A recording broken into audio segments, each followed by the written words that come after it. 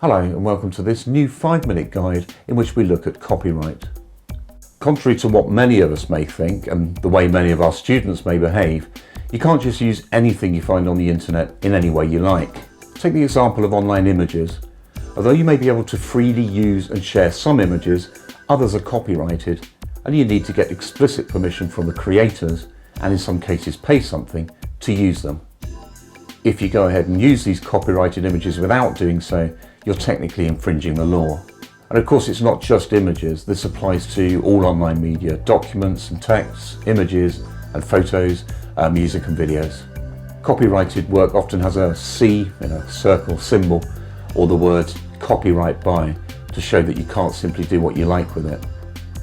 This may sound scary and off-putting, but there is some good news for educators.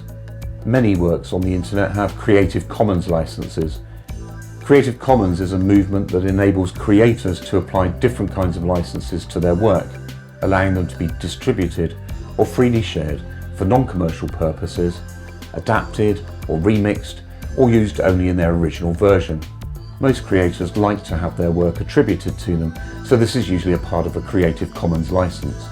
Visit the Creative Commons website to explore the main types of license currently in use and the logos used to identify each. You'll find a link at the end of this video and in the notes below if you're watching this on YouTube. Imagine you're looking for an image to use with a class. If you use Google image search, you'll find lots of images, obviously, some of them clearly marked copyright and some not so clearly marked. You mustn't assume that just because an image isn't clearly marked as copyright, that it isn't. Using Google Advanced Image Search enables you to search for images that only have Creative Commons licenses by selecting the usage rights you need as one of your search parameters. There's also a Creative Commons search engine where you can choose to search not just for images, but also for other media. There's another handy concept for educators called fair use or fair dealing, which allows you to use a small percentage of copyrighted work without getting formal permission from the creator. Fair use is limited to a number of very specific uses: news, reporting and commentary, criticism and parody, research, and, good news for educators, teaching. So let's imagine you want to work on a chapter with your students from a copyrighted book. If the chapter is a small percentage of the total book, around 5 to 10% is generally agreed to be the limit, then that's fine. And you can even make multiple copies of this content for your students. But before you start photocopying everything in sight, beware. One of the limits to fair use is that the content can't be used for commercial purposes.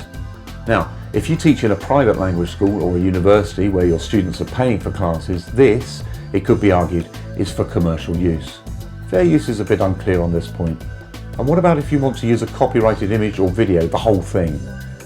Well, obviously it's impossible to use a small percentage of an image, especially if this image is going somewhere public, for example, on a class blog. In this case, it's simply best to use a Creative Commons image instead, making sure you respect the type of Creative Commons license applied to it. Knowing about copyright on the internet and alternatives such as Creative Commons licenses is a fundamental part of being a digitally literate citizen who knows how to use the internet responsibly and legally. In fact, the classroom is the perfect place to let students of all ages know about this, especially if they need to find images, music or video for class projects they're working on or other schoolwork. This is the moment to teach them about Creative Commons and help them to find and attribute appropriate images for their work. You too can model responsible behaviour by using Creative Commons images yourself with the appropriate attribution. You could even create a class around Creative Commons and share videos with your students. There are some good examples and good starter videos on the Creative Commons website, and you can be proud of the fact that you're teaching your students to be more responsible in the digital age.